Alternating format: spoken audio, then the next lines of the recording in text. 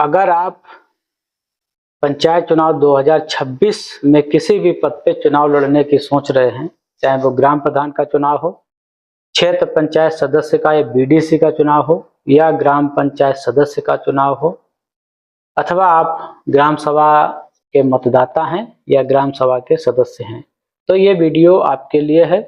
क्योंकि बहुत सारे लोगों में जिज्ञासा ये होती है कि हमारे जो वर्तमान हमारा प्रधान है, जो हमारा समर्थक है या नहीं है, जो भी हो, तो उस प्रधान के पास कितना रुपए आता है और आता कहाँ से है, और जो रुपए आता है उस रुपए से प्रधान क्या क्या कार्य करवाता है। तो ये सारी जिज्ञासाएं बनी रहती हैं बराबर व्यक्ति के दिमाग में, और होनी भी चाहिए। जब आपको पता होगा कि कौन सा पैसा कब आ रहा है और उस पैसे से ग्राम प्रधान के द्वारा क्या कार्य करवाने चाहिए थे लेकिन क्या कार्य करवाए गए, तो ये चीज अगर आपको जानकारी हो जाती है तो आप कम से कम उंगली उठा सकते हैं, लिखा पढ़ी कर सकते हैं, प्रधान से पूछ भी सकते हैं कि जो कार्य निर्धारित थे शासनादेश के हिसाब से वो आपके द्वारा नहीं करवाए गए, आपके द्वारा कौन कौन से कार्य करवाए गए।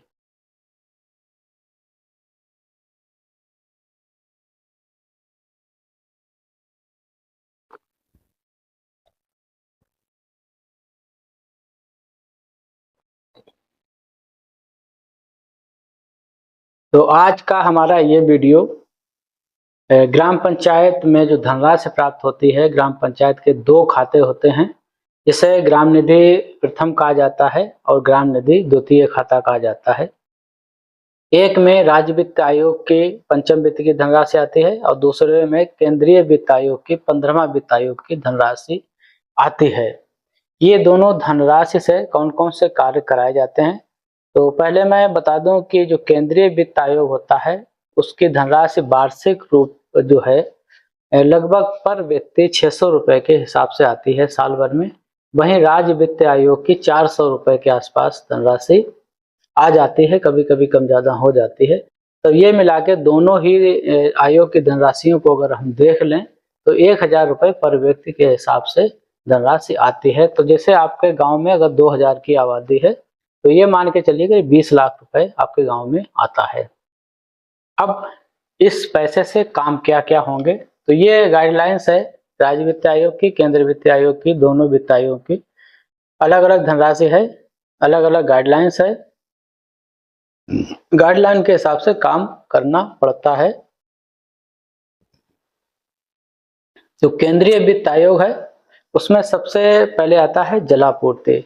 जलापूर्ति में नल जल की व्यवस्था, जैसे पानी की टंकियां लगी हैं, अगर कहीं लीकेज है, कोई टोटी नहीं है या कोई अन्य समस्या है तो वो काम गांव पंचायत से कराया जा सकता है।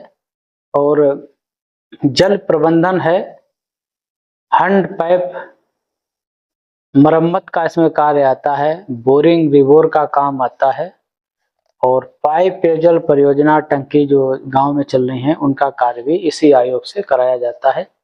स्वच्छता का एक हिस्सा होता है जिसमें व्यक्तिगत लोगों के शौचालय इस धनराशि से बनवाए जा सकते हैं। नाली निर्माण और नाली सफाई का कार्य भी इससे होता है।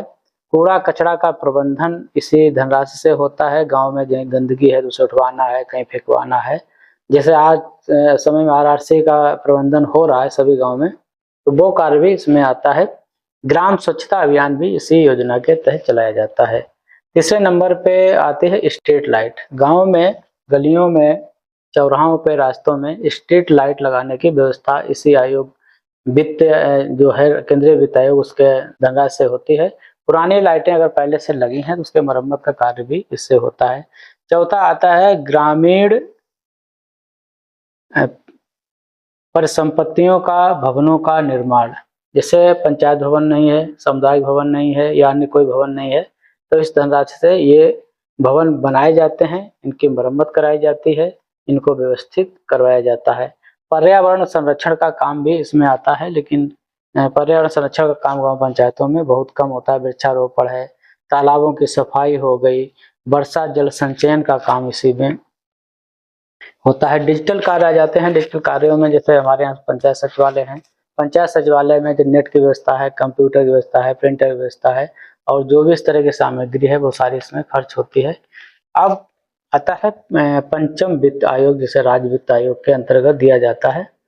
तो इसमें स्थानीय ग्रामीण सड़क निर्माण का कार्य प्राथमिकता पे होता है।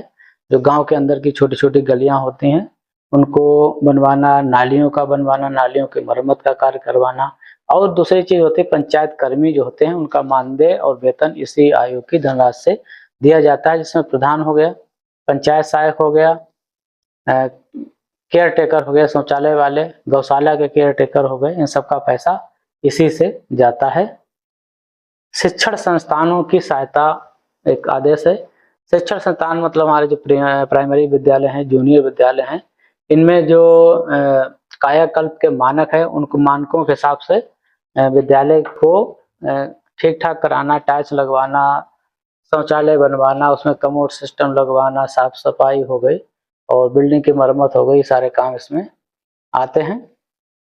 गौशाला का निर्माण भी इसमें आता है। तालाब सुधारने का काम, अगर गांव में तालाब बने हुए हैं तो उनकी सफाई है, उनके मरम्मत का काम है, उनके सौंदर्यकरण का काम है, इसी धनराशि से आता है। सांस्कृतिक कार्यक्रम अगर कहीं गांव में होते हैं तो गांव पंचायत उसका भी सहयोग कर सकती है, सुविधाओं का वहां पे विकसित कर सकती है जनता के लिए। और स्थानीय मंचों, उत्सवों का आयोजन में सहयोग कर सकती है। जल निकासी, नाली मरम्मत का काम भी इसी आयोग से होता है। और कौन कौन से इनकम के साधन हैं मैं आपको अगले वीडियो में बताऊंगा। हमारे वीडियो को शेयर करिएगा लोगों तक और ज़्यादा से ज़्यादा लोगों से सब्सक्राइब हमारे चैनल को करवाइएगा। इससे सूचनाएं जितनी ज़्यादा लोगों तक होती हैं तो लोगों को बात करने में भी अच्छा लगता है।